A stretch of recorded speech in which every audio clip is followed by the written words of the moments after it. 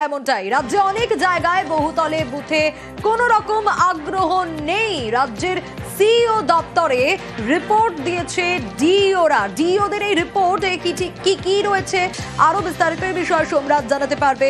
সোমরাজ, দেখুন, জাতীয় নির্বাচন কমিশনের তরফে বহুতলে এবং বা হাউজিং এ বিভিন্ন যে আবাসন থাকে সেই আবাসনে বুথ করার জন্য বিভিন্ন জেলা শাসকদের প্রস্তুতি নেওয়ার কথা বলা হয়েছিল।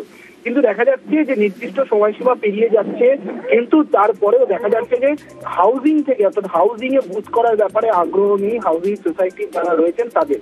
শুধুমাত্র দক্ষিণ কলকাতার দুটি জায়গা থেকে রিপোর্ট এসছে যারা হাউজিং এ ভোট কেন্দ্র হিসেবে করতে চাইছেন, কিন্তু এছাড়া আর অন্যান্য কোনো জেলা থেকে হাউজিং এ বুথ করার ব্যাপারে কোনো আগ্রহ দিয়ে চিঠি আসেনি এবং তার জন্যই জেলা শাসকরা কোনো রিপোর্ট পাঠাতে পারেনি নির্বাচন কমিশনের কাছে।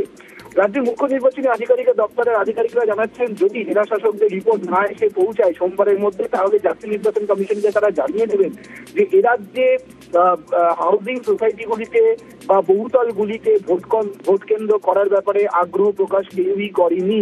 শুধুমাত্র দক্ষিণ কলকাতারই দুটি হাউজিং তারা আগ্রহ প্রকাশ করেছে, কিন্তু বাকি ক্ষেত্রে আর কোনো জেলা থেকে হাউজিং এ বুথ করার ব্যাপারে কোনো আগ্রহ বা কোনো রিপোর্ট এসে পৌঁছায়নি কোনো জেলা শাসকদের, তেমনটাই কমিশন সূত্রে খবর। বেশ।